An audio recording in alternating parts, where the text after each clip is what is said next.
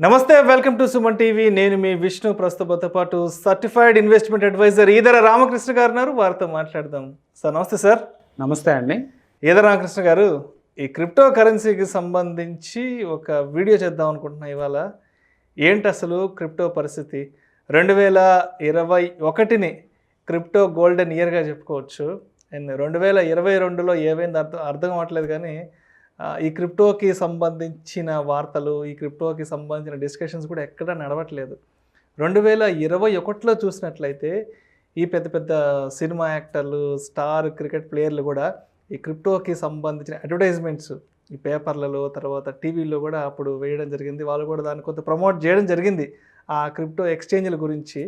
So ఏంటి అసలు ఇప్పుడు పరిస్థితి? ఎందుకంటే క్రిప్టోని ఓన్ చేసుకున్న దేశాలు 20 ఉంటే దాంట్లో భారత్ 2వ స్థానంలో ఉంది.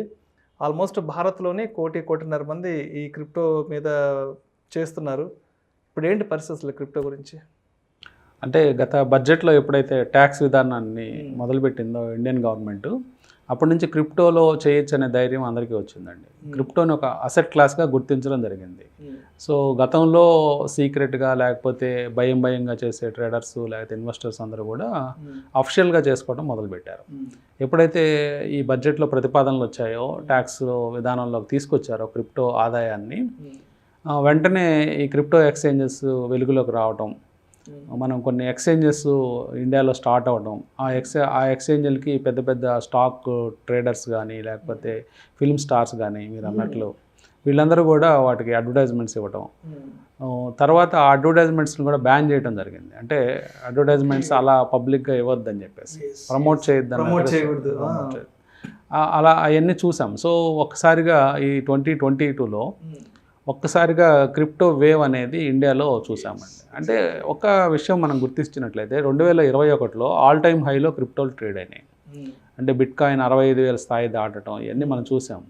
సో ఆ స్థాయిల నుంచి ఇప్పుడు చాలా తక్కువ, అంటే 20,000కి వచ్చేసింది. కేవలం గత 2-2.5 నెలల్లో మీరు అబ్జర్వ్ చేసినట్లయితే క్రిప్టోస్ గత ఏప్రిల్లో మీరు చూస్తే ఈవెన్ బిట్కాయిన్ లాంటి మేజర్ క్రిప్టో కరెన్సీ, అంటే లీడింగ్ క్రిప్టో కరెన్సీ, దాదాపుగా $40,000-42,000 స్థాయిలో ఉండే క్రిప్టో కరెన్సీ కేవలం 2 నెలల్లో సగానికి సగం పడిపోవడం చూసాం. అంటే దీనికి కారణాలు మనం రకరకాలుగా చెప్పుకోవచ్చు అండి. ముఖ్యంగా కారణం ఏంటంటే, ఎప్పుడైతే అమెరికన్ గవర్నమెంట్ రిసెషన్లోకి వెళ్తుందని ఊహాగానాలు వస్తున్నాయి, లేకపోతే వెళ్ళే ప్రాసెస్లో ఉందని తెలుస్తుందో, ఆటోమేటిక్గా ఈ క్రిప్టో అసెట్ క్లాస్ కూడా వీక్ అవడం జరిగింది, ఒక్కసారిగా పడిపోవడం చూసాం. అంటే ఈ జూన్లో ఎక్కువ వార్తలు వచ్చాయి, ఆర్థిక సంక్షోభంలోకి వెళ్తున్నామన్న ఈ వేవ్ సంబంధించిన వార్తలు వచ్చాయి.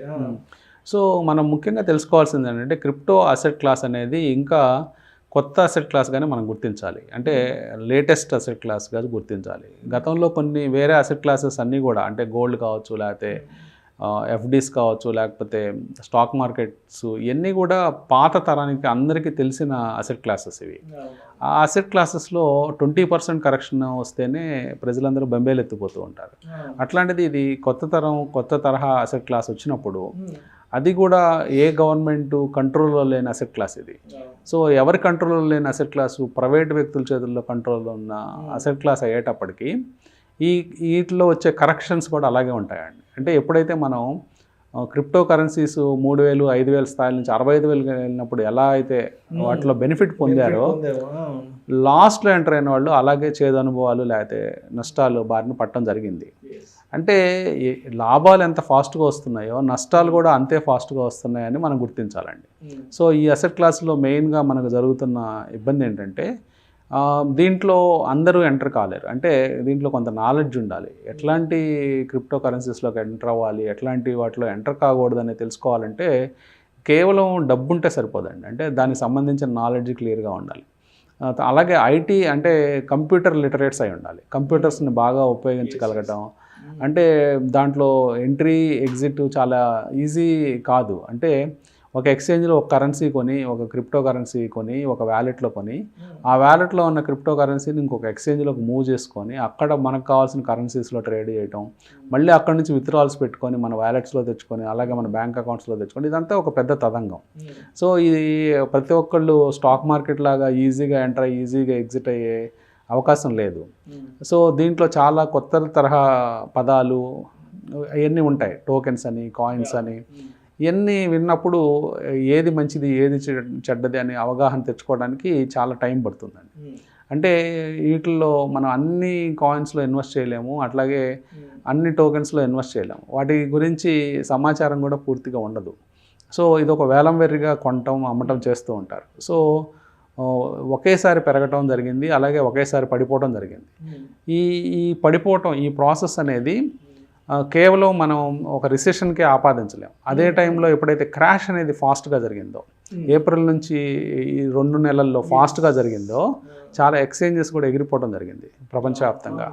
ఇప్పుడు అమెరికాలో కనుక మనం తీసుకున్నట్టయితే సెల్సియస్ నెట్వర్క్ అని ఉంది, అట్లాగే సింగపూర్లో 3 యారో నెట్వర్క్స్, అట్లాగే క్రిప్టో హెడ్జీ, ఇట్లాంటి ఎక్స్చేంజెస్ ఎగిరిపోవడం జరిగింది. ఇంకా అమెరికాలో వాల్ట్ అనే ఎక్స్చేంజ్లో జనరల్గా అక్కడ లెండింగ్ బారోయింగ్ చేస్తూ ఉంటారు. అంటే మీ దగ్గర ఉన్న క్రిప్టో కాయిన్స్ని కనుక వాళ్ళకి ఇస్తే, సపోజ్ మీ దగ్గర బిట్ కాయిన్ ఉందనుకోండి, వాళ్ళకి అప్పు ఇచ్చినట్లయితే మీకు ₹2 వడ్డీ 24%, 30% రిటర్న్స్ ఇస్తూ ఉంటారు. లేకపోతే 50% దాకా రిటర్న్స్ వచ్చే అవకాశాలు ఉన్నాయి సంవత్సరానికి. సో ఆ ఆశతో మనకి ఎక్కువ కాయిన్స్ ఇంకా క్రియేట్ అవుతాయి కదా అని చెప్పేసి లాంగ్ టర్మ్ ఇన్వెస్టర్స్ వాళ్ళకున్న బిట్ కాయిన్స్ కానీ, ఈథీరియం కాయిన్స్ కానీ ఆ ఎక్స్చేంజెస్లో లెండింగ్ ఇచ్చారు.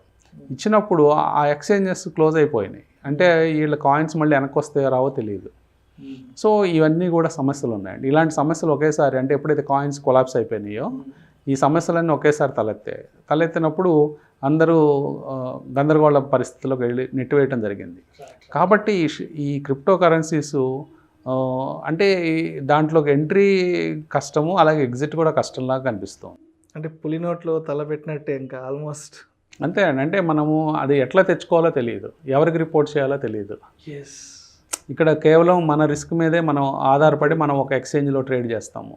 అదే గవర్నమెంట్ ఎక్స్చేంజ్ కాదు, ప్రైవేట్ ఎక్స్చేంజ్. మీరు ఎవరికి రిపోర్ట్ చేస్తారో, ఆ ప్రమోటర్ ఉంటాడో వెళ్ళిపోతాడో తెలియదు. అంటే మన కర్మకి మనమే బాధ్యులం ఇక్కడ. అంతే అండి. అంతే. ఎప్పుడైతే మనం అధిక వడ్డీలు, అంటే అధిక రిటర్న్స్కి ఆశపడి మనం క్రిప్టో కరెన్సీస్కి వెళ్తామో, అట్లాగే అధిక రిస్క్ కూడా మనం భరించాల్సి ఉంటుంది. సో కాబట్టి అంత సులభమైన ప్రక్రియ కాదండి. అంటే క్రిప్టో కరెన్సీస్లోకి ఒక బుల్ ఫేజ్లో వెళ్ళిన వాళ్ళకి బాగానే ఉండొచ్చేమో, కానీ మళ్ళీ ఇలాంటి బేర్ ఫేజుల్లో మళ్ళీ వాళ్ళకి అవకాశం లేదు బయటపడడానికి. అయితే ఈ క్రిప్టో మీద వచ్చే రిటర్న్స్ మీద ఈ ట్యాక్స్ విధింపు అనే ఒక పెద్ద ప్రపోజల్ కూడా తీసుకొచ్చింది ప్రభుత్వం. మరి ఈ ట్యాక్స్ విధింపు అనేదానికి అంటే అక్కడ ఎటువంటి కొలమానం ఉంది, ఏ ప్రాతిపదికన ట్యాక్స్ అనేది దాని మీద విధించడం జరుగుతుందంటారు? అంటే గవర్నమెంట్ ఈ క్రిప్టో ఆదాయాన్ని, అంటే క్రిప్టోలో అందరూ ఎంటర్ అయిపోయారండి. అంటే గవర్నమెంట్ పర్మిషన్ ఇస్తుందా ఇవ్వదా అనే మీమాంసలో 2-3 సంవత్సరాలు గడిపింది. సో క్రిప్టో కరెన్సీస్ యాక్చువల్గా 2018-19లోనే పాపులర్ అయ్యాయి. కానీ ఎప్పుడైతే మన ఇన్వెస్ట్మెంట్ అనేది ఎప్పుడైతే పెరిగిందో కరోనా టైంలో, ఎక్కువ మంది ఇంట్లోనే ఉండిపోయి వాళ్ళ సేవింగ్స్ పెరిగి, ఆ సేవింగ్స్ ఒక ప్యాసివ్ ఇన్కమ్ కోసం వాళ్ళ సేవింగ్స్ని ఎట్లా ఖర్చు పెట్టడానికి అవకాశం లేదు. అలాంటి టైంలో ఎక్కువ మంది మన స్టాక్ మార్కెట్ రావడం చూసాము. అదేవిధంగా కొంతమంది కంప్యూటర్ లిటరేట్స్, కంప్యూటర్లు ఈజీగా అవి చేయగలిగే వాళ్ళు ఆటోమేటిక్గా క్రిప్టో కరెన్సీస్ వైపుకి వెళ్ళటం కూడా చూసాము. సో ఎప్పుడైతే గవర్నమెంట్ అబ్జర్వ్ చేస్తుందో, గవర్నమెంట్కి ఆ స్టాటిస్టిక్స్ అన్నీ వస్తుంటాయి కాబట్టి వీళ్ళందరూ క్రిప్టో కరెన్సీస్కి వెళ్తున్నారు కాబట్టి వాళ్ళకి ఒక ట్యాక్స్ విధానాన్ని రూపొందించి ట్యాక్స్ విధానాన్ని అమలు చేయడం జరుగుతుందండి ప్రస్తుతం.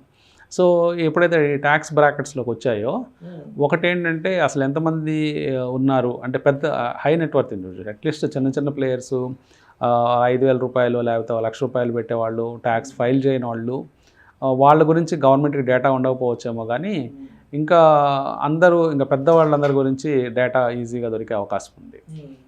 సో ఈ ఎక్స్చేంజెస్లో కరెన్సీస్ మూవ్ చేయడం అంత ఈజీ కాదండి. అంటే మనం అట్లీస్ట్ ఒక వ్యాలెట్ ద్వారా వెళ్ళాల్సి ఉంటుంది. సో వ్యాలెట్కి సంబంధించిన వజీరెక్స్ కానీ, జెప్పే కానీ ఇలాంటి వ్యాలెట్స్, పాపులర్ వ్యాలెట్స్ ఏవైతే ఉన్నాయో వాళ్ళ డేటా కానీ గవర్నమెంట్ తెచ్చుకుంటే అసలు మొత్తం క్రిప్టోలో ఎంతమంది ఉన్నారో తెలిసిపోతుంది. సో మీరు ఇందా చెప్పిన స్టాటిస్టిక్స్ ప్రకారం భారత్ 2వ స్థానంలో ఉంది. ఆల్రెడీ ఒక 5 to 10 crores మెంబర్స్కి అంటే ఇండివిజువల్స్ క్రిప్టో ప్రపంచంలో ఉన్నారు. అంటే పర్టికులర్గా యూత్ అండి, అంటే ఎర్లీగా ఇన్కమ్ వచ్చిన వాళ్ళు, లేకపోతే 19 years నుంచి 25 years బ్రాకెట్లో ఉన్న వాళ్ళు ఎక్కువ మంది క్రిప్టో కరెన్సీస్ చేస్తున్నారు. సో వాళ్ళు ఏంటంటే వాళ్ళు మనం చేసే అమౌంట్ అంటే నేను పెట్టేది 50,000 కదా, పోతే 50,000 కదా అనే యాటిట్యూడ్తో చేయొచ్చు. కానీ ఆ చిన్న చిన్న 50,000 కొన్ని కోట్ల మంది కలిపితే అది చాలా పెద్ద అమౌంట్ అవుతుంది. సో ఇవన్నీ కూడా రకరకాల మార్గాలు ఉన్నాయండి. క్రిప్టో కరెన్సీ అనేది జస్ట్ స్టాక్ మార్కెట్ లాగా షేర్స్ కొనుక్కొని అట్టు పెట్టుకోవడం, లేకపోతే స్టాక్ మార్కెట్ లాగా షేర్స్ని ట్రేడ్ చేయడం కాదు. దీంట్లో మైనింగ్ అనే వ్యాపారం ఉంది, అట్లాగే ట్రేడింగ్ వ్యాపారం ఉంది, లాంగ్ టర్మ్కి ఇన్వెస్ట్ చేసుకునే అవకాశం ఉంది. అలాగే కాకుండా మన షేర్లని అప్పు ఇచ్చే అవకాశం ఉంది. అంటే మనకున్న క్రిప్టో కరెన్సీస్ని ఒక ఎక్స్చేంజ్లో అప్పు కనుక ఇచ్చినట్లయితే వాళ్ళు వడ్డీ రూపంలో కొంత చెల్లిస్తూ ఉంటారు. ఇవన్నీ ఉన్నాయండి. వీటిని అలాగే కొత్తగా రిలీజ్ చేసే కాయిన్స్ కానీ టోకెన్స్ని కానీ ప్రమోట్ చేస్తే కొంత డబ్బులు వాళ్ళు ఇచ్చే అవకాశం ఉంది. వాళ్ళు అంటే కొన్ని టోకెన్స్ రూపంలో, కాయిన్స్ రూపంలో ఫ్రీగా ఇస్తారు. ఇన్ని రకాల వ్యాపారాలు క్రిప్టోలో ఉన్నాయి. ఇవన్నీ కూడా ప్రైవేటు వ్యక్తుల చేతిలో, ప్రైవేట్ సంస్థలు చేసే మ్యాజిక్, జిమ్మిక్ వాటిల్లో జరుగుతూ ఉంటాయి. కాబట్టి ఎక్కడ మోసం జరుగుతుంది, అది నిజమైన స్కీమా లేకపోతే మల్టీ లెవెల్ మార్కెటింగ్ లాంటి స్కీమా, అర్థం చేసుకునే టైంలోనే డబ్బులు పోయే అవకాశాలు ఉన్నాయి. సో మరి భవిష్యత్తు ఏ విధంగా ఉండే అవకాశం ఉందంటారు క్రిప్టో? ఎందుకంటే $70,000 వరకు చూసామండి, ఇప్పుడు $20,000 వరకు చూస్తున్నాం. ఇది నెక్స్ట్ దీని కొనసాగింపు ఎంతవరకు ఉంటుందని చెప్పొచ్చు అసలు? ముఖ్యంగా మనం గుర్తుపెట్టుకోవాల్సింది ఏంటంటే, ఒక అసెట్ క్లాస్ సర్వైవ్ అయింది అంటే అది అప్పటికి సర్వైవ్ అయ్యే ఉంటుంది, అది ఎక్కడికి పోదు. ఇప్పుడు ఫర్ ఎగ్జాంపుల్ 2001 సంవత్సరంలో మన ఇంటర్నెట్ బబుల్ బస్ట్ అవటం చూసాం స్టాక్ మార్కెట్ వ్యాప్తంగా, ప్రపంచవ్యాప్తంగా. నాస్డాక్ అనేది 5,000, 6,000 స్థాయిల దాకా వెళ్ళి 1,000 లోపులు ఇండెక్స్కి వచ్చేసింది. అంటే దాదాపుగా మీకు 80% ఆఫ్ ద నెట్వర్క్ ఎరోడ్ అయిపోయింది. అందరూ ఏమనుకున్నారంటే ఇంక ఇంటర్నెట్ లేదు, ఇది లేదు, అంటే ఈ కామర్స్ జరగదు, లేకపోతే ఈ ఐటీ కంపెనీలు సర్వైవ్ కావు భవిష్యత్తులో అని అనుకున్నారు. కానీ అదేం జరగలేదు. కానీ అక్కడి నుంచి మళ్ళీ మార్కెట్స్ పెరిగి మళ్ళీ అదే నాస్డాక్ 14,000, 15,000, 16,000 స్థాయిలు దాటుకొని వెళ్ళటం మళ్ళీ చూసాం 17,000 దాకా. ఇవన్నీ అంటే మార్కెట్స్ అంటే 17 రెట్లు 18 రెట్లు పెరగడం చూసాం. అంటే ఒక అసెట్ క్లాస్ అనేది అవతరించిన తర్వాత అది పోవటం అనేది ఉండదు, కానీ దాన్ని అప్ ఎక్కడ లేకపోతే లోయెస్ట్ పాయింట్ ఏదనేది గుర్తించడం చాలా కష్టం. అంటే ఎప్పుడు లోయెస్ట్ పాయింట్ అవుతుందంటే దాని గురించి ఎవరు మాట్లాడిన సందర్భంలో అది లోయెస్ట్ పాయింట్ అవుతుంది.